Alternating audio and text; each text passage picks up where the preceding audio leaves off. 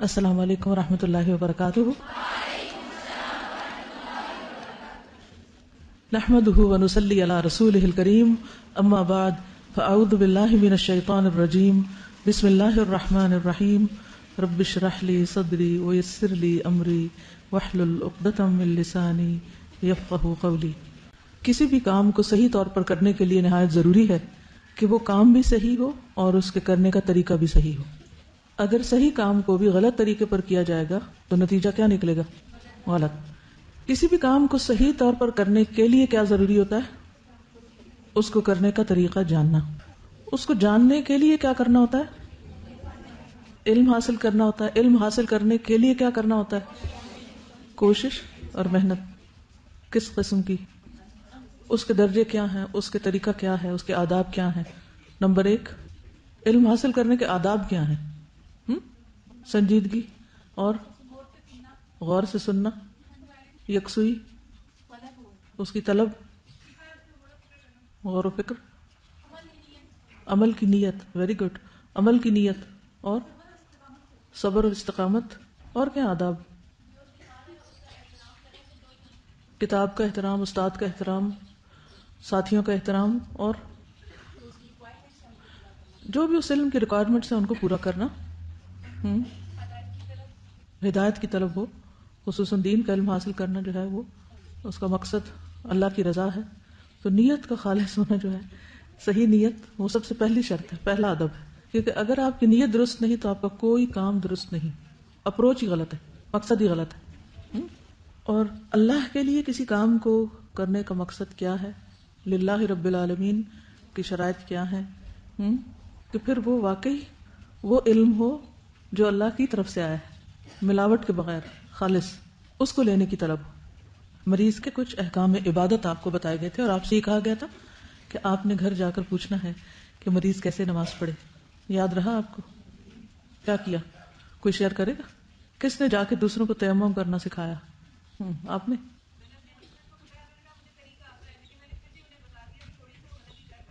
صحیح. اوکے. تو صحیح کام کرنے کے لیے طریقہ بھی درست ہونا ضروری ہے.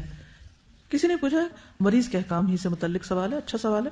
اگر کوئی ایسا انسان ہو جو بچپن سے ہی نہ سن سکتا ہو نہ بول سکتا ہو لیکن بات سمجھ لیتا ہو اشاروں سے، ایسے انسان کو فرائض کی تعلیم کیسے دی جائے؟ کیا جواب ہوگا؟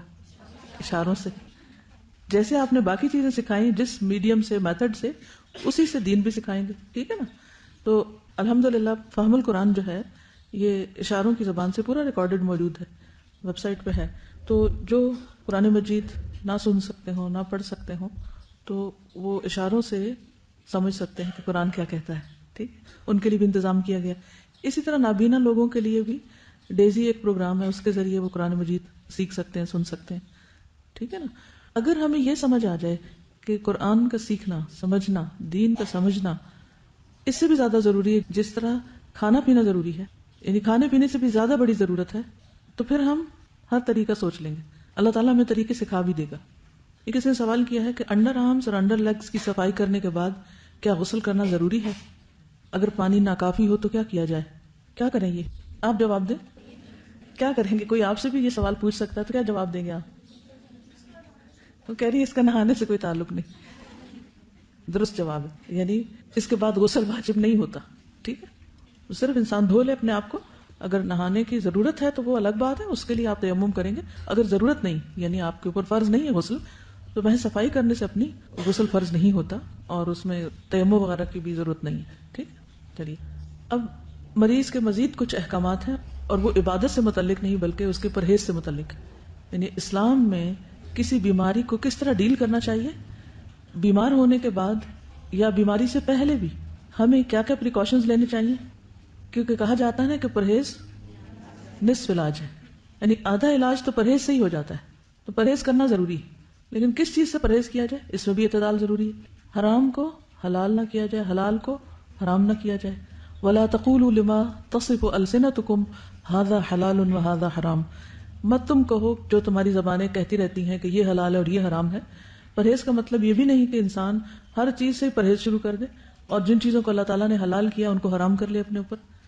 اور اس کا یہ مطلب بھی نہیں کہ ہر چیز کو ہی انسان یہ سوچ کے کھانا شروع کر دے کہ اللہ نے پیدا کی اس لیے کھانا ضروری ہے. تو اس معاملے میں ہمارا دین ہمیں کیا سکھاتا ہے، کیا بتاتا ہے، آج چند باتیں اس حوالے سے پڑھیں گے. پرہیز علاج سے بہتر ہے. اس اصول پر غور کرتے ہوئے مندرجہ ذیل تجاویز پر عمل کرنا فائدہ مند ہوگا. نمبر 1، صحت کو نقصان دینے والی غذا سے پرہیز کرنا. ہر غذا ہر شخص کو سوٹ نہیں کرتی، کیونکہ اللہ تعالیٰ نے مزاج مختلف بنائے. کسی کے مزاج میں ٹھنڈک ہوتی ہے، کسی کے مزاج میں گرمی ہوتی ہے، کسی کے مزاج معتدل ہوتا ہے. تو ہر انسان کو اس کے مطابق غذا فائدہ دیتی. یہ بات قدیم زمانے سے چلی آ رہی ہے، لیکن اب باقاعدہ اس پر ریسرچ بھی ہوئی ہے اور بلڈ گروپس کے اعتبار سے غذاؤں کا تعین کیا گیا. کیا آپ سب کو اپنا بلڈ گروپ پتہ ہے؟ سب کو نہیں پتا. سب کو معلوم ہونا چاہیے، ویسے ہی معلوم ہونا چاہیے. خدا نہ خاصہ کسی ایمرجنسی کی صورت میں آپ کو پتا ہو یا آپ کے گھر والوں کو معلوم ہونا چاہیے کہ آپ کو کون سا بلڈ گروپ ہے اور آپ کو خون کس قسم کا دینا چاہیے. ٹھیک ہے نا؟ تو ایک بس چھوٹا سا ٹیسٹ ہوتا ہے، وہ کروا لیں اور اپنا بلڈ گروپ معلوم کر لیں. دوسری بات یہ ہے کہ بلڈ گروپ کے اعتبار سے جو غذاؤں کی فہرستیں بنائی گئی ہیں وہ انٹرنیٹ پر بھی اویلیبل ہیں، اور مختلف ڈاکٹرز وغیرہ بھی آپ کو تشخیص کر سکتے ہیں جو اس چیز کے ماہر ہوں.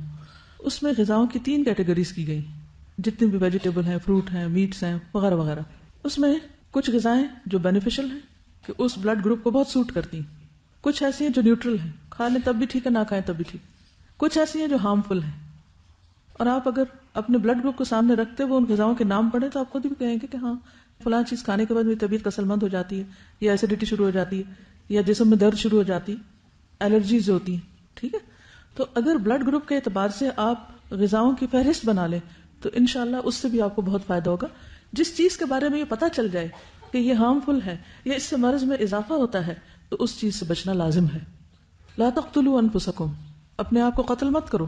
ہمارا جسم ہمارے پاس امانت ہے، اس کو نقصان نہیں دینا چاہیے. اور ہم سب سے زیادہ نقصان کس طرح دیتے ہیں جسمانی صحت کو؟ غلط غذا کے استعمال سے. تو کوشش کریں یہ جاننے کی کہ آپ کو کیا سوٹ کرتا اور کیا نہیں کرتا. اور یہ بھی یاد رکھیے کہ ایک فارمولہ سب پہ نہیں چلتا، اسی لیے کسی صاحب علم کے پاس جانے کی ضرورت رہتی ہے علاج کے معاملے میں بھی. یعنی ہر شخص طبیب نہیں ہوتا، اور صرف چند طب کی کتابیں پڑھ کے یا طب نبوی کی یا کچھ اور کتابیں پڑھ کے ہر ایک کا علاج نہیں کر سکتا. ہاں، اپنے مزاج کو سمجھنے کے لیے آپ پڑھتے رہیں، لیکن اگر آپ کسی اور کا علاج کرنا چاہتے ہیں تو مطلوبہ علم حاصل کر لیں یا تجربہ حاصل کر لیں. مثلا ایک چیز جس کو ہم گرم کہتے ہیں کہ یہ ٹھیک نہیں، تو اس کے لیے اس کو جنرلائز نہیں کریں کہ وہ سبھی کے لیے ٹھیک نہیں. کچھ لوگوں کو وہ چیز بہت سوٹ بھی کرتی. ٹھیک ہے نا؟ کیونکہ اللہ سبحانہ و تعالیٰ نے غذا کے اندر ہی علاج بھی رکھا ہے. یعنی غذا صرف ہماری بھوک مٹانے کے لیے نہیں ہے، صرف انرجی دینے کے لیے نہیں ہے، بلکہ اس کے ساتھ ساتھ ہمارا علاج بھی ہے. تو جب آپ کبھی بیمار ہوں اور کچھ کھانے لگے اور سمجھ نہ آئے کہ کھانا چاہیے یا نہیں، تو دعا کر لیا کریں کہ اللہ تعالیٰ اس کو میرے لیے غذا اور دوا دونوں ہی بنا دے. ٹھیک ہے؟ تو کوئی بھی فوڈ آپ کے لیے غذا بھی ہے اور علاج بھی ہے. فائدہ ہوا نا اس کو، کیونکہ ہم تو اپنی خواہشات کے پیچھے چلتے ہیں نا، یا پھر شبہات کا شکار ہوتے ہیں. ایسی ہی باتیں بنی ہوئی ہیں، ان کی کوئی حقیقت نہیں. پھر جب زندگی کا ایک وقت آتا ہے جب ہمارا جسم جو بہت زیادہ اس میں ٹاکسنز ہو جاتے ہیں، وہ غلط غذا کھا کھا کے جب وہ اپنے اثرات چھوڑنے لگتا ہے تو پھر ہم کہتے ہیں اچھا چلو پرہیز ہی کر لیتے ہیں. تو پہلے سے ہی اگر کر لیں تو زیادہ بہتر ہے. ٹھیک ہے؟ تو اگر میں آپ سب کو یہ ہوم ورک دے دوں کہ اپنا بلڈ گروپ جانیں اور اس علم کو مزید تھوڑا سا حاصل کریں تو اٹس انٹرسٹنگ اور اس سے فائدہ ہوتا ہے. پہلی بات یا پہلا اصول کلیہ قاعدہ یہ ہے کہ صحت کو نقصان دینے والی غذا سے پرہیز کریں. محمود بن لبید رضی اللہ عنہ سے مروی ہے کہ رسول اللہ صلی اللہ علیہ وسلم نے فرمایا، اللہ تعالیٰ اپنے بندے کو جس سے وہ محبت کرتا ہو دنیا سے اسی طرح بچاتا ہے جیسے تم لوگ اپنے مریض کو کھانے پینے سے بچاتے ہو، اور کھانے کی صورت میں تمہیں اس کی طبیعت خراب ہونے کا اندیشہ ہوتا ہے. اچھا، کچھ چیزوں کی الرجی تو بہت معمولی ہوتی ہے لیکن کچھ بہت سویئر بھی ہوتی ہے، تو اس کا بھی آپ کو پتا ہونا چاہیے، اور جس سے ایک دفعہ نقصان ہو جائے دوبارہ اس راستے پہ نہ جائیں. رسول اللہ صلی اللہ علیہ وسلم نے فرمایا، جب اللہ تعالیٰ کسی بندے سے محبت کرتے ہیں تو اسے دنیا سے اس طرح روکتے ہیں جس طرح تم میں سے کوئی اپنے مریض کو پانی سے روکتا ہے. بعض بیماریوں میں پانی پینا نقصان دہ ہوتا ہے، کسی کو معلوم ہے؟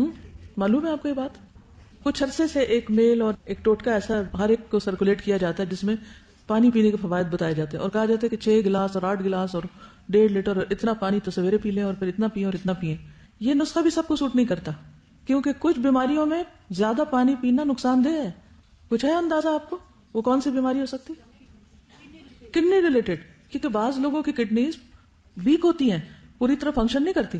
جب آپ ایکسٹرا پانی پی جاتے ہیں تو ان کو کام کرنے میں دقت پیش آتی ہے اور وہ نقصان دہ ہوتی.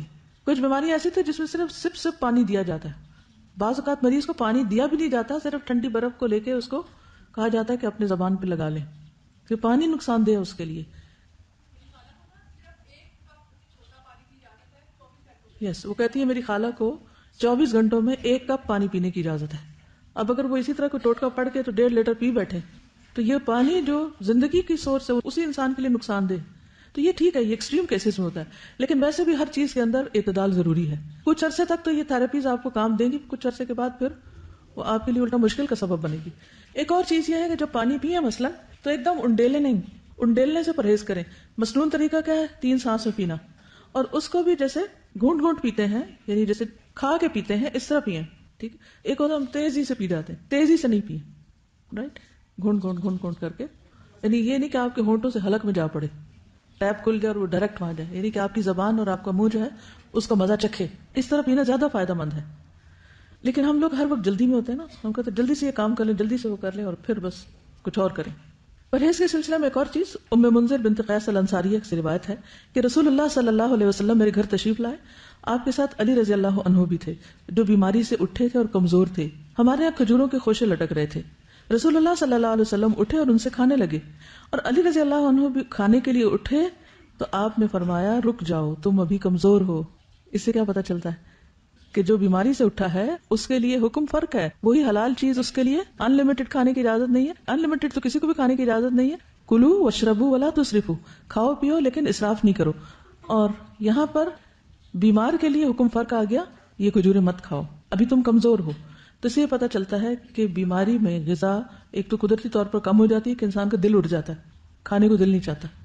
پھر یہ کہ اگر بیماری ختم ہو گئی اور کھانے کو دل چاہتا ہے تو بھی ایک دم کثرت نہ ہو کھانے کی, زیادتی نہ ہو, افراط نہ ہو, بلکہ تھوڑا تھوڑا کر کے کھائے.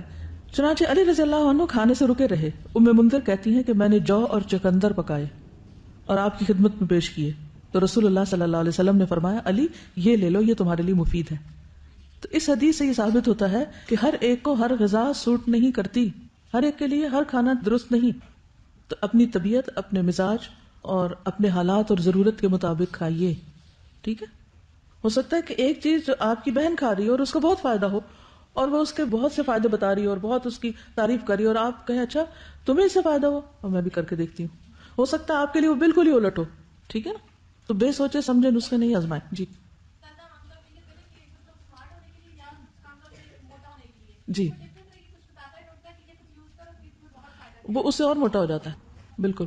تو اس میں ویسے تو ظاہر ڈاکٹر سے یا حکیم سے, جو بھی کوئی طبیب ہو یا کوئی سیانہ جس کو بولتے ہیں وہ ہو, اس سے مشورہ کریں. لیکن یہ جو بلڈ گروپ کا میں آپ کو بتا رہی ہوں یہ بہت ہی مفید, کارآمد, آزمودہ چیز ہے کہ ایٹ لیسٹ غذاؤں میں اپنے اوپر ان چیزوں کی کمی کر لیں جو آپ کے بلڈ گروپ کے حساب سے فائدہ مند نہیں. ٹھیک ہے, کیونکہ بہت طویل تجربے کے بعد یہ ریسرچ بھی سامنے آئی ہے. صہیب فرماتے ہیں کہ میں نبی صلی اللہ علیہ وسلم کی خدمت میں حاضر ہوا. آپ کے سامنے روٹی اور خشک کھجور تھی, روٹی اور خشک کھجور جیسے چھوارے ہوتے ہیں. نبی صلی اللہ علیہ وسلم نے فرمایا قریب ہو جاؤ اور کھاؤ. میں خشک کھجوریں کھانے لگا تو نبی صلی اللہ علیہ وسلم نے فرمایا تم خشک کھجوریں کھا رہے ہو حالانکہ تمہاری آنکھ دکھ رہی ہے, یعنی اس مرض میں خشک کھجور ٹھیک نہیں. میں نے عرض کیا کہ میں دوسری طرف سے چبا رہا ہوں, جو آنکھ دکھ رہی ہے اس کی طرف سے نہیں. اس جواب پر رسول اللہ صلی اللہ علیہ وسلم مسکرا دیے. کھانے کے لیے ہم سب کوئی نہ کوئی ریزن تلاش کر لیتے ہیں. ٹھیک ہے نا, اس سے کیا پتا چلتا ہے پرہیز کی بات سمجھ آتی ہے نا, بیماری میں خاص طور پر پرہیز, جو چیز نقصان دہ ہو وہ نہ استعمال کی جائے. نبی صلی اللہ علیہ وسلم کے پاس تو جو بھی علم تھا وہ وحی کے ذریعے تھا. ٹھیک ہے, تو اس لیے ان چیزوں کو تو ہم ایز اٹ از لے سکتے ہیں. پھر بلا وجہ کی دوائیوں سے پرہیز. کچھ لوگوں کو دوائیاں کھانے کا شوق ہوتا ہے, تسکین ہوتی ہے ان کو دوا کھا کے. اچھا, کچھ بچوں میں بھی یہ مزاج پایا جاتا ہے کہ بڑے شوق سے دوا کھاتے ہیں, جہاں کہیں کوئی دوا دیکھتے ہیں وہ کھانے کے لیے مانگتے ہیں, کیونکہ اب کئی طرح کے فلیور بھی شامل کر دیے گئے دواؤں میں. کوئی وہ سیرپ پی جائیں گے, کوئی گولیاں کھا جائیں گے, تو اکثر یہ مسئلے رہتے ہیں چھوٹے بچوں کے ساتھ. کچھ بچے ان کو بہت مشکل ہوتی ہے دوا پلانے میں, وہ نہیں پیتے, ان کے بھی مزاج فرق ہوتے ہیں. تو چھوٹی چھوٹی تکلیف میں فوراً دوا نہیں لینی چاہیے. پہلی چیز یہ ہے کہ غذا سے علاج کریں, پرہیز سے کام لیں, اور اگر نہیں علاج ہو رہا, نہیں تکلیف ٹھیک ہو رہی تو دوا لیں, اور وہ بھی ضرورت کی لیں, اور کثرت سے پرہیز کریں. جی, ایک بار میں گئی تھی کسی چائلڈ اسپیشلسٹ کے پاس, تو وہاں پہ انہوں نے مختلف جگہ پہ کچھ لکھ کر لگایا ہوا تھا. اس میں سے ایک چیز یہ تھی کہ ہر دوا زہر ہے یا عنقریب زہر بن جائے گی. اس نے مجھے بہت فائدہ دیا کہ بلا وجہ جو سر درد ہوا تو دوا کھا لی, اور چھوٹی چھوٹی چیزوں پہ ہم کھاتے رہتے ہیں. لکھ لیں اس کو, کیونکہ میں نے ایک ڈاکٹر سے پوچھا, انہوں نے مجھے کوئی دوا ریکمینڈ کی, تو میں نے کہا اس کے کوئی سائیڈ افیکٹس نہیں. وہ کہنے لگے ٹو بی ویری آنےسٹ, ہر دوا کے سائیڈ افیکٹس ہیں. یعنی کوئی اگر یہ کہے بھی نا کہ اس کے کوئی سائیڈ افیکٹس نہیں, تو یہ ماننے کی بات نہیں. ہر دوا کے، کیونکہ دوا ہے نا، اور خصوصاً ہماری دوائیاں جو بنتی ہیں سب سٹینڈرڈ بھی ہوتی ہیں، اور اس کے علاوہ جو کیمیکلز اس میں ہوتے ہیں اور جو پروسیسڈ ہوتی ہیں بہت زیادہ. ایک تو ہوتا ہے نا کہ کوئی جڑی بوٹیاں ہیں یا کوئی غذا ہی سے ملتی جلتی دوائیں، اور ایک یہ ہے کہ ان کو اتنے پروسیسز سے گزارا جاتا ہے اور اس میں کلرز شامل کر لیے جاتے ہیں کہ ان کے سائیڈ ایفیکٹس ہوتے ہی ہوتے ہیں. ٹھیک ہے، تو ہر دوا زہر ہے یا قریب زہر بن جائے گی، کیونکہ جب اس کی کثرت ہو جائے گی، زیادہ وہ آپ کے جسم میں اس کی کوانٹٹی ہو جائے گی تو وہ زہر بن ہی جائے گی.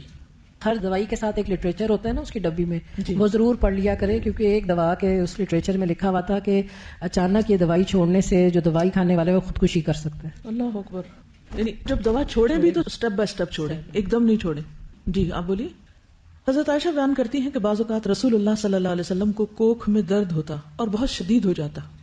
ایک دن رسول اللہ صلی اللہ علیہ وسلم کو یہ درد شروع ہوا اور اتنا شدید ہوا کہ آپ پر بے ہوشی طاری ہو گئی. ہمیں اندیشہ ستانے لگا، لوگ بھی خوف زدہ ہو گئے، اور ہمارے خیال کے مطابق آپ کو ذات الجم کی شکایت تھی، نمونیا جس کو بولتے ہیں. چنانچہ ہم نے رسول اللہ صلی اللہ علیہ وسلم کے منہ میں دوا ٹپکا دی جس سے آپ کی وہ کیفیت ختم ہوئی. طبیعت کچھ سنبھلی تو آپ کو اندازہ ہو گیا کہ آپ کے منہ میں دوا ڈالی گئی ہے. آپ نے اس کا اثر محسوس کیا. آپ نے فرمایا تمہارا خیال یہ ہے کہ اللہ عز و جل نے مجھ پر اس بیماری کو مسلط کیا، حالانکہ اللہ اسے مجھ پر کبھی بھی مسلط نہیں کرے گا. اس ذات کی قسم جس کے ہاتھ میں میری جان ہے، گھر میں میرے چچا کے علاوہ کوئی آدمی ایسا نہ رہے جس کے منہ میں دوائی نہ ڈالی جائے. یعنی ان سب نے مل کے میرے منہ میں ڈالی ہے، اب ان کے منہ میں بھی ڈالی جائے. ٹھیک، یعنی حتیٰ کہ کوئی شخص بے ہوش ہو یا بعض امراض ایسے ہیں کہ اس میں دوا دینے سے پہلے اس سے پوچھ لینا چاہیے. اس لیے بہت سے ڈاکٹر سائن لیتے ہیں کہ آپ راضی ہیں اس پر. خصوصاً سرجریز میں تو آپ دیکھیں کہ سگنیچر کرنے پڑتے ہیں اور ڈسکلیمرز ہوتے ہیں کہ ہم ذمہ دار نہیں ہیں. ٹھیک ہے، ہم آپ کی مدد کرنا چاہتے ہیں، لیکن اگر کچھ ہو گیا تو آپ خود ہی ذمہ دار ہیں. یہ پہلا پوائنٹ کیا ہے؟ پرہیز علاج سے بہتر ہے. دوسرا، بلا ضرورت دوا سے اجتناب کیا جائے. السلام علیکم. یہ واقعی ہر دوا جو ہے وہ اس میں زہر کا اثر ہوتا ہے. مجھے 1 سال تک ڈاکٹر نے اسٹیرائڈز دی تھی، حالانکہ میں چیختی رہی کہ مجھے کوئی بھی ایسی تکلیف نہیں ہے، لیکن الحمدللہ میں نے اسی دوران قرآن پاک شروع کر دیا تھا یہاں پہ، اور آپ بلیو کریں کہ میں نے 1 سال تک اسٹیرائڈز کھائی ہیں. میری اسکن ساری خراب ہو گئی تھی. میں یہاں آتی تھی، میرے پاؤں میں چھالے ہوتے تھے، لیکن میری کوشش ہوتی تھی کہ میں چھٹی نہ کروں. عجیب طرح کا مجھے سکون ملتا تھا. اور اس کے بعد جب اسکن کی زیادہ پرابلم ہوئی تو میں ڈاکٹر کے پاس گئی، اسکن اسپیشلسٹ کے پاس. تو وہ تو سر پیٹ کے رہ گئے کہ تم نے کھایا کیا ہے. میں نے اپنی رپورٹس دی تو انہوں نے کہا کہ تمہارا تو ساری رپورٹس ٹھیک ہے، تمہیں کیوں دی؟ اور پھر انہوں نے پوچھا کہ تم کرتی کیا ہو؟ میں نے کہا میں قرآن پاک پڑھتی ہوں. تو وہ سر پکڑ کے بیٹھ کے اس نے کہا کہ یہ آپ قرآن کی بدولت بچی ہیں، اور آج الحمدللہ مجھے کوئی بھی تکلیف اس طرح کی نہیں ہوتی، اور الحمدللہ میں کام کر رہی ہوں. کبھی بھی ایک ڈاکٹر کے کہنے کے اوپر، اور ہم بڑی بڑی ڈگریز دے کے چلے جاتے ہیں کہ شاید یہ فورن ریٹرن ہے، اور اتنے انسان ہے نا، وہ کتنے بھی سنسیئر ہو، بھول بھی ہو سکتی کسی سے. اور ایک اور چیز یاد رکھیے، جب کسی بھی دوا کے کھانے سے کوئی ری ایکشن فیل ہو رہا آپ کو، آپ کے جسم کے اندر کوئی چیز ایسی محسوس ہو رہی یا اسکن پہ یا کسی بھی طرح، تو فوری طور پر پھر مزید کنسلٹ کر لینا چاہیے. پھر موسموں کے اثرات کا خیال رکھنا چاہیے. سخت سردی اور سخت گرمی کے منفی اثرات سے بچنے کے لیے ہر ممکن احتیاط اور پرہیز، گھر، لباس، خوراک، تمام چیزیں موسم کے تقاضوں اور ضروریات کے مطابق ہوں. یعنی پرہیز صرف کھانے کا نہیں بلکہ انوائرنمنٹ کو بھی اپنے حسب حال کرنا چاہیے. بہت زیادہ کمفرٹیبل بھی نہ ہو کہ انسان سونے ہی لگ جائے، اور ایسا بھی نہ ہو کہ بیمار پڑ جائے.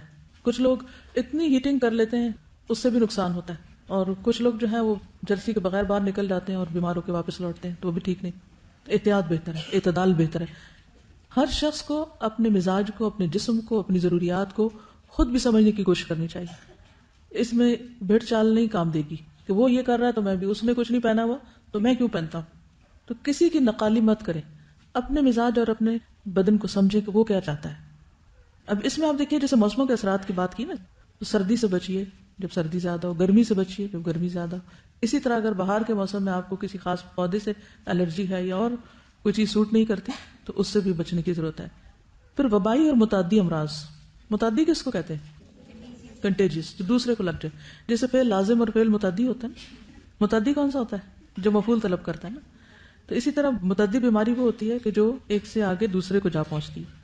امراض پھیلنے کے موسموں خصوصاً برسات اور گرمی میں خصوصی حفاظتی تدابیر کرنا، مثلا پانی کے ذخائر صاف رکھنا، رہائشی علاقوں کے آس پاس مچھروں، مکھیوں اور دیگر کیڑے مکوڑوں کی امکانی افزائش کی روک تھام کے لیے ادویات وغیرہ چھڑکنے کا انتظام کرنا، اور اپنے تمام گرد و پیش کو حفظان صحت کے اصولوں کے مطابق ڈھالنا.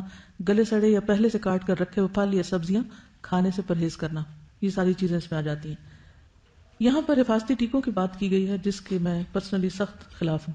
اس لیے میں کسی کو بھی یہ مشورہ نہیں دیتی کہ وہ بچوں کو یا بڑوں کو حفاظتی ٹیکے لگوائیں. کئی لوگ فلو شاٹس لیتے رہتے ہیں اور بعض لوگ بچوں کو جو حفاظتی ٹیکے لگواتے ہیں اور وہ سمجھتے ہیں کہ اس میں شفا ہے. اگر آپ اس پر تھوڑی سی ریسرچ کریں تو آپ کو پتہ چل جائے گا کہ یہ بذات خود بچوں کے اندر کتنی ڈسیبلٹیز پیدا کر دیتے ہیں. اس کا علاج کچھ اور ہو سکتا ہے.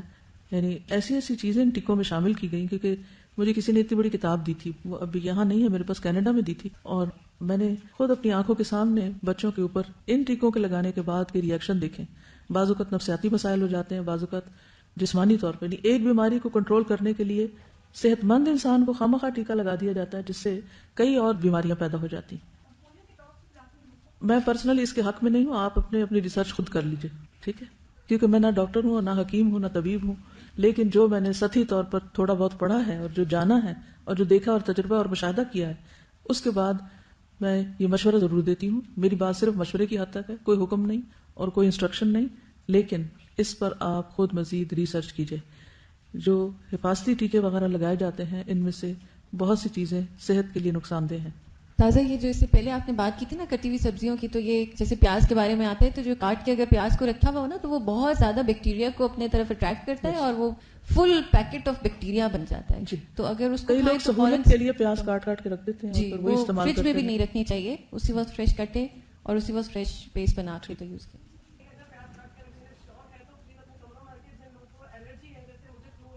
تو وہ سارے جراثیم جو ماحول میں ہوتے ہیں نا وہ پیاز اپنے کھینچ لیتا ہے. جی. حفاظتی ٹیکوں پہ بات کی ہے نا کہ اس کے اوپر ایک ہمارے جاننے والی تھی ایک لڑکی, وہ جا کر گھروں میں پولیو کے ڈراپس بھی پلاتی تھیں, اور انہوں نے, اور جو ان کی ٹیم کی ایک لڑکی تھی, انہوں نے اس کے اوپر تھوڑی سی ریسرچ کی, اور پھر جو ان کے ہیڈ تھیں انہوں نے ان سے بات کی کہ ہمیں اس میں یہ باتیں, اس میں کافی چیزیں تھیں جو ان کو سامنے آئی. تو ان کی جو ہیڈ تھی نا, اس نے بھی اس بات کو مانا کہ یہ جو پولیو کے ڈراپس پلائے جا رہے ہیں, یہ جو ہماری فیمیلز میں اور میلز دونوں میں انفرٹیلیٹی کی جو چیز آ رہی ہے وہ ان ڈراپس کی وجہ سے آ رہی ہے. اور اس کے بعد تھوڑی سی اور تحقیق کی تو یہ واقعی میں ایسا تھا. انہوں نے جب یہ چیز چھوڑی تو اس تھوڑی سی انہوں نے آبزرویشن بھی اسٹارٹ کی, اور کافی لوگوں سے پوچھنے کے بعد یہ بات ثابت ہو رہی تھی کہ اس کے بہت زیادہ افیکٹس ہیں, اثرات ہیں. جو لوگ یہ کام کر رہے ہیں ان کو بھی پتہ ہے کہ اس کے اثرات ہیں, لیکن وہ کر رہے ہیں. السلام علیکم. مجھے ہارمونل ڈس آرڈر کا پرابلم تھا, تو جب میں ڈاکٹر کے پاس گئی تو مجھے سب سے پہلے انہوں نے یہ کوشچن کیا کہ آپ کا جو حفاظتی ٹیکوں کا جو کورس تھا وہ آپ نے کمپلیٹ کیا ہوا تھا. تو میں یہ سمجھی کہ شاید کیا ہوا ہے, پھر بھی پتہ نہیں کیوں پرابلم ہوئی. انہوں نے مجھے یہ چیز اس وقت بتائی کہ عام طور پہ یہ جو ہارمونل ڈس آرڈر لڑکیوں میں اور مردوں میں بھی عام طور پہ اب زیادہ ہونا شروع ہو گئے, وہ اسی وجہ سے ہوتا ہے کہ وہ ہم لوگ یہ سمجھتے ہیں کہ بچوں کا کورس کمپلیٹ مسٹ کروانا چاہیے, اور اس کی وجہ سے بہت زیادہ پرابلمس ہو رہی ہیں. اور اس میں آپ دیکھیے کہ جو فرٹیلیٹی کی ایج ہے وہ کتنی ارلی ہو گئی ہے. 7 to 10 ایئرس کی ایج میں بھی بچیوں کو پیریڈز ہو رہے ہیں. اگر ارلی فرٹیلیٹی شروع ہو گئی ہے تو ارلی ختم بھی ہو جائے گی. شادیاں لیٹ ہو رہی ہیں, اور فرٹیلیٹی جو پیریڈ ہے وہ بھی آپ دیکھیں کہ 30s میں مینوپاز شروع ہو رہے ہیں. اس کا مطلب ہے کہ عورت بچہ پیدا کرنے کے قابل ہی نہیں رہی. تو اس طرح کے بھی بہت سے مسائل ہیں کہ جو غلط غذائیں, غلط دوائیں اور غلط طرز زندگی جو ہے اس سے کئی ایک اور نفسیاتی, جسمانی اور معاشرتی مسائل پیدا ہو رہے ہیں. بہرحال میرا کام صرف آپ کو ایک راہ دینا ہے. آپ ریسرچ خود کیجئے, خود جانیے, اور پھر اس کے بعد فیصلہ کیجئے. جہاں تک وبائی متعدی امراض کا تعلق ہے تو اس میں احتیاط تو لازم ہے, لیکن یہ یاد رکھنا چاہیے کہ ہر تکلیف جب ہی آتی ہے جب اللہ کا اذن ہوتا ہے. ٹھیک ہے. مریضوں کو الگ رکھنا. کوئی وبائی مرض پھوٹ پڑنے پر صحت مند انسانوں کو ایسے علاقے میں جانے سے روکا جا سکتا ہے. اس احتیاط سے مراد مریضوں سے نفرت نہیں بلکہ ایمان کا بچاؤ ہے, کہ اگر وہی بیماری لگ جائے تو یہ نہ سمجھ لیا جائے کہ اس مریض سے لگی ہے اور تقدیر پر ایمان خطرے میں پڑ جائے. یہ ہے اصل چیز. آگے میں اس بات کو مزید واضح کروں گی. تقدیر پر ایمان. اسلام نے متعدی امراض کے بارے میں ایک عقیدے کی اصلاح کی ہے. جاہلیت میں لوگ بیماری کو متعدی قرار دیتے اور وہ یہ کہتے تھے کہ یہ بیماری جو ہے اس کے اندر کچھ چیز ہے, یہ طاقت ہے اور یہ دوسرے کو کچھ کر سکتی ہے. یعنی وہ جرمز یا بیکٹیریا یا جس سے بھی وہ پھیل رہی ہے خود ان کے اندر کوئی طاقت نہیں ہے. کوئی بھی وائرس صرف اس وقت افیکٹو ہوتا ہے جب اللہ کا اذن ہوتا ہے, اور ہر ایک کے لیے اس میں نقصان نہیں ہوتا. قرآن مجید میں آتا ہے قُلْ لَن يُصِيبَنَا إِلَّا مَا كَتَبَ اللَّهُ لَنَا هُوَ مَوْلَانَا وَعَلَى اللَّهِ فَلْيَتَوَكَّلِ الْمُؤْمِنُونَ. سورۃ التوبہ 51. ان سے کہیے ہمیں اگر کوئی مصیبت آئے گی تو وہی آئے گی جو اللہ نے ہمارے مقدر میں کر رکھی. اس پر ہمارا ایمان اور یقین پختہ ہونا چاہیے کہ ہمیں کوئی کچھ بھی نقصان نہیں دے سکتا الا یہ کہ اللہ کا اذن ہو. نہ کوئی بیمار ہمیں کچھ بیمار کر سکتا ہے, نہ کوئی ڈاکٹر کر سکتا ہے, نہ کوئی فضا وبا کوئی چیز نہیں کر سکتی. ہاں اگر اللہ کا اذن ہے کہ ہمیں وہ لگے تو پھر لگ جائے گی. تو کسی کو دیکھ کے نفرت نہ کرے, کسی کو دیکھ کے خوف میں مبتلا نہ ہو کہ اچھا میں نے بیمار کو دیکھ لیا اب تو یہ مجھے بھی لگ کے رہے گا. نہیں, کچھ بھی نہیں ہوگا جب تک اللہ نہ چاہے. حتیٰ کہ موت بھی نہیں آ سکتی جب تک کہ اللہ کا اذن نہ ہو. یہ چیز انسان کو بہادر بناتی، یہ چیز انسان کے اندر توکل کو مضبوط کرتی اور بلا وجہ کے خوف، اندیشے، ہم اور غم سے بچاتی. اس کی حفاظت کے لیے وہ دعا بھی سکھائی گئی ہے نا، الحمدللہ الذی عافانی. بالکل. یعنی جب انسان کسی بیمار کو دیکھے تو بس ایک دعا پڑھ لے، اللہ کا شکر ہے جس نے مجھے عافیت میں رکھا اس بیماری سے جس میں اس کو مبتلا کیا. ٹھیک ہے، تو جو شخص یہ پڑھے گا تو انشاءاللہ وہ اس سے محفوظ رہے گا. رسول اللہ صلی اللہ علیہ وسلم نے فرمایا، صحیح بخاری کی روایت ہے، لا عدوا، کوئی چھوٹ نہیں، کوئی بیماری متعدی نہیں. نبی صلی اللہ علیہ وسلم نے فرمایا، زمانے جاہلیت کی 4 چیزیں ایسی ہیں جنہیں لوگ کبھی نہیں چھوڑیں گے. نمبر 1، حسب نسب میں آر دلانا. نمبر 2، میت پہ نوحہ کرنا. نمبر 3، بارش کو ستاروں سے منسوب کرنا. اور نمبر 4، بیماری کو متعدی سمجھنا. یہ لوگ اس سے باز نہیں آئیں گے، ان کے اندر سے یہ بات نہیں نکلے گی، وہ یہی سمجھتے رہیں گے کہ ایسا ہی ہوتا ہے. ایک اونٹ خارش زدہ ہوا اور اس نے 100 اونٹوں کو خارش میں مبتلا کر دیا، تو پہلے اونٹ کو خارش زدہ کس نے کیا؟ اللہ کے اذن سے خارش زدہ ہونا، پھر اس سے آگے پھیلا. لیکن جب تک اللہ نہ چاہے تو وہ آگے نہیں لگ سکتی بیماری. تو یہ نہیں کہنا چاہیے کہ اس نے مجھے بیمار کیا.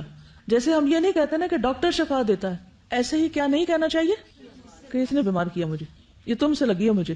اچھا، جب ہم یہ کہتے ہیں تو اس کا نقصان کیا ہوتا ہے؟ تو اپنے آپ کو مریض سمجھے اور ذرا تھوڑی دیر کے لیے سوچے. کہیے ذرا ایک دوسرے کو، کہیے، ایکٹیویٹی کیجیے تھوڑی سی. اب آپ بتائیے مجھے یہ جملہ کیسا ہے؟ اس میں شرک کی بو بھی آتی ہے اور جو ریلیشن شپ ہے اس میں بھی خرابی آتی ہے، بد اخلاقی بھی ہے. اچھا، اسی طرح یہ کہنا، تم نے مجھے شفا دی، تمہاری وجہ سے شفا ملی مجھے. نہ کوئی فائدہ دے سکتا ہے اور نہ ہی کوئی نقصان دے سکتا ہے، سب کچھ اللہ کے اذن سے ہوتا ہے. یہ ایمان اور یقین کا حصہ ہونا چاہیے. اس کا مطلب یہ کہ اگر کسی سے بیماری نہیں لگتی تو پھر ہم اس کے گلے جا لگے. کیا کریں؟ احتیاط برتیں. کیوں احتیاط برتیں؟ کیونکہ یہ تدبیر میں سے ہے. اور توکل کس پہ رکھیں؟ اللہ پر. مثلا آپ کو پتا ہے کہ دھوپ میں کھڑی ہوں گی، یعنی کہ 40 ڈگری اگر ہے اس وقت ٹیمپریچر باہر، اور میں کھڑی ہوں گی تو مجھے سن برن ہوگا، تو میں کہ نہیں بالکل نہیں ہو سکتا مجھے. نہیں، آپ کو جہاں جہاں احتیاط کرنے کے لیے کہا گیا احتیاط آپ کریں گے، لیکن اگر پھر بھی یہ ہو جائے تو آپ کسی کو بلیم نہیں کریں گے. ٹھیک ہے، اپنے آپ کو ہی کریں گے. ابو ہریرہ رضی اللہ عنہ سے مروی ہے کہ رسول اللہ صلی اللہ علیہ وسلم نے 3 مرتبہ فرمایا، کوئی بھی چیز کسی بھی چیز کی طرف سے متعدی نہیں ہوتی. ایک دیہاتی کھڑا ہوا اور کہنے لگا، اے اللہ کے رسول، خارش کا زخم اونٹ کے ہونٹ یا اس کی دم کی جڑ میں ہوتا ہے اور یہ تمام اونٹوں کو خارش لگا دیتا ہے. آپ صلی اللہ علیہ وسلم کچھ دیر خاموش رہے، پھر فرمایا، اس پہلے اونٹ کو خارش کہاں سے لگی؟ جس سے لگا آگے تو پہلے کہاں سے آئی؟ کوئی بیماری متعدی نہیں ہوتی. سفر کا مہینہ منحوس نہیں ہوتا، لا عدوى ولا طیرہ، اور نہ انسان کی روح الو بن کر اپنا قصاص طلب کرتی. یعنی یہ بھی عرب جاہلیت کا ایک عقیدہ تھا کہ الو جو بولتا ہے وہ دراصل کسی مرے ہوئے انسان کی روح ہوتی ہے جو اپنا قصاص مانگ رہی ہوتی ہے کہ میرا خون کا بدلہ دو. اللہ نے ہر نفس کو پیدا کیا ہے، اس کی زندگی اور موت لکھی، اس کی مصیبتیں اور رزق سب لکھ دیا، تو یہ تقدیر میں سے ہے. علامہ عبد الرحمن مبارک پوری ترمذی کی شرح تحفۃ الاحوذی میں کہتے ہیں کہ اسلام نے اس نظریے یعنی بیماری کے متعدی ہونے کو باطل قرار دیا ہے، کیونکہ جاہلیت میں لوگ یہ خیال کرتے تھے کہ بیماری فی ذاتی ہی متعدی ہوتی ہے، ایک سے دوسرے کو خود ہی لگ جاتی ہے. تو نبی صلی اللہ علیہ وسلم نے ان کو آگاہ فرمایا کہ حقیقت ایسے نہیں ہے، اللہ ہی ہے جو بیمار کرتا ہے اور بیماری کو اتارتا ہے، اور شفا بھی وہی دیتا ہے. وَإِذَا مَرِضْتُ فَهُوَ يَشْفِينِ. اب طاعون کی بیماری ہے، جیسے اس کے بارے میں حدیث میں آتا ہے کہ جہاں طاعون ہو وہاں مت جاؤ، اور جو طاعون والے علاقے کے لوگ ہیں وہاں سے نہ نکلے. یہ سب احتیاط اور تدبیر میں سے ہے، ورنہ جس تک آنا ہے، جس بستی میں طاعون پھوٹا وہ کہاں سے پھوٹا؟ کہیں سے تو نازل ہوا نا. نبی صلی اللہ علیہ وسلم نے فرمایا، جب کسی جگہ کے متعلق تم سنو کہ وہاں طاعون پھیلا ہوا ہے تو وہاں مت جاؤ، لیکن اگر کسی جگہ پر یہ وبا پھیل جائے جہاں تم پہلے سے موجود ہو تو وہاں سے مت نکلو. رسول اللہ صلی اللہ علیہ وسلم نے فرمایا، طاعون سے بچ کر راہ فرار اختیار کرنے والا ایسے ہے جیسے میدان جنگ سے راہ فرار اختیار کرنے والا. اور میدان جنگ سے بھاگنا کیسا ہے؟ کبیرہ گناہ. تو طاعون جیسی بیماری کے بارے میں بھی انسان کا عقیدہ کیا ہونا چاہیے کہ صرف اسی وقت لگے گی جب اللہ چاہے گا. اچھا، یہ جو خیال ہے اللہ چاہے گا تو ہوگا ورنہ کچھ بھی نہیں ہونے کا، یہ آپ کو کیسا اطمینان دیتا ہے؟ تھوڑی دیر سوچئے. ہر طرح کے بلا ضرورت غیر ضروری اندیشے، خوف سب نکل جاتے ہیں، خالی ذہن ہو جاتے ہیں. آپ پھر آپ کا فوکس بڑھ جاتا ہے نماز میں بھی، جو بھی کام آپ کرتے ہیں، اور ایک اندر اطمینان اور راحت ہوتی ہے کہ اگر اللہ کو منظور ہے تو میں بچ کے کہیں بھاگ نہیں سکتی. لا ملجا ولا منجا منک الا الیک. کہیں نہیں بھاگ کے جانا، تیرے ہی پاس آنا ہے، ساری خیر تیرے ہاتھ میں ہے، اس لیے میں تجھ سے خیر کا سوال کرتی. تو بچنا بھی ہے تو اللہ ہی سے بچاؤ کی دعا مانگے. نبی صلی اللہ علیہ وسلم کی زوجہ حضرت عائشہ کہتی ہیں کہ میں نے رسول اللہ صلی اللہ علیہ وسلم سے طاعون کے بارے میں پوچھا تو آپ نے فرمایا یہ ایک عذاب ہے، اللہ تعالیٰ جس پر چاہتا ہے بھیجتا ہے، لیکن اللہ تعالیٰ نے اس کو مومنوں کے لیے رحمت بنا دیا ہے۔ طاعون کیا ہے؟ عذاب، لیکن مومنوں کے لیے عذاب نہیں ہے۔ یعنی آپ دیکھیں نا، جب ہم کہیں طاعون عذاب ہے اور وہ کسی مسلمان بستی پر آ جائے تو ہم کہیں گے ان پہ عذاب اترا، کیا کہیں گے؟ یہ جو ہماری گفتگو ہے نا، اس کو درست کرنے کے لیے یہ سارا علم ہونا بہت ضروری ہے، کیونکہ ہم ایسی غلطیاں بہت کرتے ہیں۔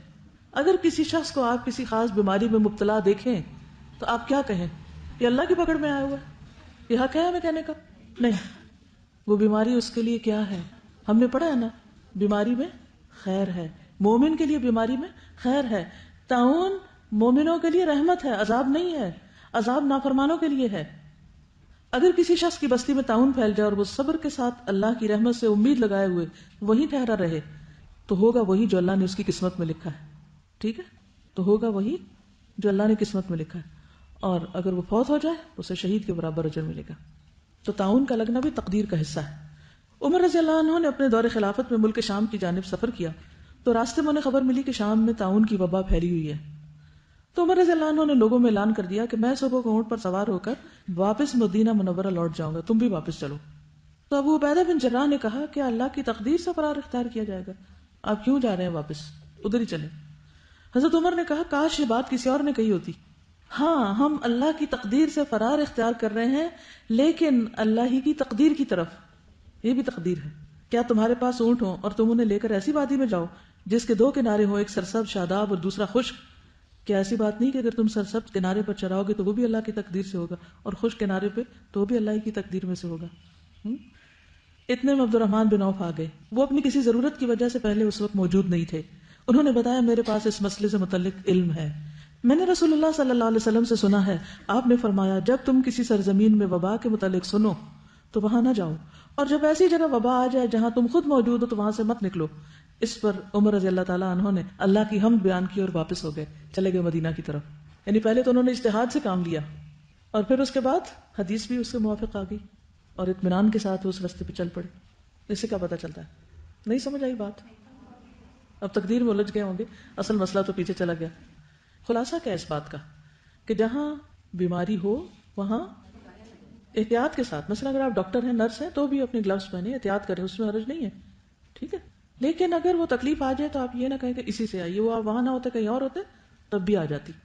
اور اگر کہیں بیماری موجود ہو تو وہاں سے بھاگنا، جیسے سورۃ البقرہ کے اندر آتا ہے نا، دوسرے پارے کے آخر میں، الم تر الی الذین خرجوا من دیارہم وہم الوف حذر الموت فقال لهم اللہ موتوا۔ کیا تم نے دیکھا ان لوگوں کی طرف جو اپنے گھروں سے نکلے موت کے ڈر سے، حالانکہ وہ ہزاروں میں تھے، تو اللہ تعالیٰ نے کیا فرمایا؟ مر جاؤ، سب کو مار دیا۔ تو کوئی موت سے بھاگ نہیں سکتا، کوئی تقدیر سے بھاگ نہیں سکتا۔ ہاں، ہم جب تک زندہ ہیں ہمیں اللہ نے جو عقل، سمجھ، علم دیا ہے اس کے مطابق ہم مختلف تدبیریں کرتے رہیں اور ہر حال میں اللہ سے راضی رہیں۔ ابن قیم فرماتے ہیں مجموعی اعتبار سے طاعون زدہ زمین پر داخل ہونے کی جو ممانعت ہے تو یہ احتیاط اور پرہیز اختیار کرنے کا حکم ہے، جو پیچھے آپ کو بتایا گیا نا کہ پرہیز اور احتیاط یہ بھی اسلام کے طریقوں میں سے ہے۔ حضرت علی کو کیوں کھجوریں کھانے سے روکا؟ دوسرے شخص کو کیوں خشک کھجور سے روکا؟ یہ کیا تھا؟ احتیاط، پرہیز، ٹھیک؟ اس کا کانسیپٹ ہے، لیکن یقین اور ایمان کیا ہوگا کہ پرہیز کے باوجود بھی بیماری آ جائے گی، مگر مجھے کرنا ہے کیونکہ یہ بھی اللہ کا حکم ہے۔ نبی صلی اللہ علیہ وسلم جو فرمایا تھا کہ وہاں مت جاؤ یا وہاں سے مت بھاگو، تو یہ بھی تو اسی حکم میں سے ہے نا۔ تو ہم کس چیز کے پابند ہیں؟ حکم کے پابند ہیں۔ فرمایا کہ یہ احتیاط اور پرہیز ہے۔ ہاں بولیے۔ یہ تقدیر پہ ایمان اور کہ بیماری اللہ کی طرف سے آتی ہے، انسان کے کاموں کو بھی جاری رکھتا ہے۔ اب جیسے پچھلے دنوں لاہور میں ڈینگی بخار تھا تو بہت سے لوگ ڈر کے مارے جا ہی نہیں رہے تھے، اپنے کام چھوڑ کے بیٹھے ہوئے تھے کہ ادھر جائیں گے تو بخار ہو جائے گا۔ پھر کچھ سال پہلے اسی طرح سوائن فلو کا جو تھا وہ ہوا تھا، تو اس رمضان میں مکہ میں جو لوگ آتے ہوتے تھے وہ آدھے لوگ ہو گئے تھے کہ وہاں جا کے ہمیں سوائن فلو ہو جائے گا، تو لوگ جو ہے وہ اس خوف سے جو ہے وہ جاتے نہیں۔ تو یہ ایمان جو ہے نا کہ جو وہ اللہ کی طرف سے ہونا ہی ہے، وہ انسان کے کاموں کو جاری رکھتا ہے، انسان رکتا نہیں ہے۔ بالکل۔ اور ہلاکت کے اسباب کے سامنے پیش ہونے کی ممانعت ہے۔ طاعون والے علاقے سے جو فرار نہ ہونے کا حکم دیا گیا تو یہ حکم توکل اختیار کرنے، اللہ کی تقدیر کے فیصلے کو تسلیم کرنے اور اپنے معاملات کو اللہ کے سپرد کرنے کا ہے۔ سو پہلی ممانعت یعنی ایسے علاقے میں داخل ہونے کی وہ آداب سکھانے اور تعلیم دینے سے متعلق ہے۔ ادب سکھایا گیا ہے کہ بیماری کے ساتھ کیسے ڈیل کرو، کہ جہاں ہلاکت کے اسباب ہے وہاں نہ جاؤ، یعنی لا تقتلوا انفسکم، اور دوسری ممانعت جو ایسے علاقے سے نہ نکلنے کی ہے تو وہ اپنے معاملات کو اللہ کے سپرد کرنے اور اس کے فیصلے کو تسلیم کرنے کا ہے کہ اللہ تعالیٰ اب ہم یہاں ہیں اور آپ چاہتے ہیں ہم یہاں سے نہیں نکلے تو ہم تیرے حکم پر عمل کریں گے، خواہ ہمارا دل کتنے گھبرا رہا ہو، کہ ہم توکل کرتے ہیں. اور وہ جو اندر ہے اور ابھی بیمار نہیں اور بھاگ سکتے ہیں تو اس میں آپ دیکھیے کہ وہ پھر بھی وہاں رک رہے ہیں. کئی اس کی وجوہات ہیں اور بھی حکمتیں ہیں، لیکن سب سے بڑی بات یہ کہ اللہ کی اطاعت ہے کہ ہمیں یہاں سے اب جانے کا حکم نہیں ہے، ہمیں ادھر ہی رہنا ہے. دوسری بات یہ ہے کہ عموماً جب وائرس آتے ہیں تو جو ویک ہوتے ہیں ان کو زیادہ اٹیک ہوتا ہے. تو اگر کمزور لوگ بیمار ہیں تو ان کو دیکھے گا کون؟ اگر فوت ہو جاتے ہیں تو ان کا جنازہ کون پڑے گا؟ دفنائے گا کون؟ اگر وہ سب بھی بھاگ نکلے وہاں سے تو صحت مند مت بھاگے وہاں سے، وہ اللہ پہ توکل کرے. اگر اللہ نے آپ کے حصے میں نہیں بیماری لکھی تو انشاءاللہ آپ کو نہیں ہوگی، لیکن جو کام اللہ نے وہاں آپ کے لیے رکھا ہے وہ آپ کو کرنا ہے. تو بیماری کے علاقے میں تو نہیں جانا، لیکن جہاں بیماری ہے وہاں یہ نہیں سمجھنا کہ ضرور مجھ پہ بھی آ جائے گی. بہت سی چیزوں کا تعلق ہماری سوچ سے بھی ہوتا ہے. جب ہم ایک خاص انداز میں سوچنے لگتے ہیں نا کہ ہاں میں بیمار ہو جاؤں گی، ہاں ایسا ہو جائے گا، تو پھر باڈی جو ہے اسی کے مطابق ریئیکٹ کرنے لگتی ہے اور وہ اسے ایکسیپٹ کر لیتا ہے ایک طرح سے اس بیماری کو. پھر یہ بھی یاد رکھیے کہ اگر کوئی شخص وہاں سے نہیں نکلتا اور بیمار ہو گیا اور فوت ہو گیا تو تعاون زدہ علاقے میں تعاون سے بیمار ہونے والے کیسے ہیں؟ شہید ہیں. نبی صلی اللہ علیہ وسلم نے فرمایا تعاون کی وبا میں مرنے والے اور شہداء آئیں گے، یعنی شہداء کی تعداد میں اس طرح اضافہ ہو جائے گا. تعاون والے کہیں گے کہ ہم شہید ہیں تو کہا جائے گا کہ ان کے زخم دیکھو، اگر ان کے زخم شہداء کے زخموں کی طرح مہک رہے ہوں تو یہ شہداء میں شمار ہو کر ان کے ساتھ ہوں گے. جب دیکھا جائے گا تو ان کے زخم شہداء کے زخموں کے مشابہ ہوں گے.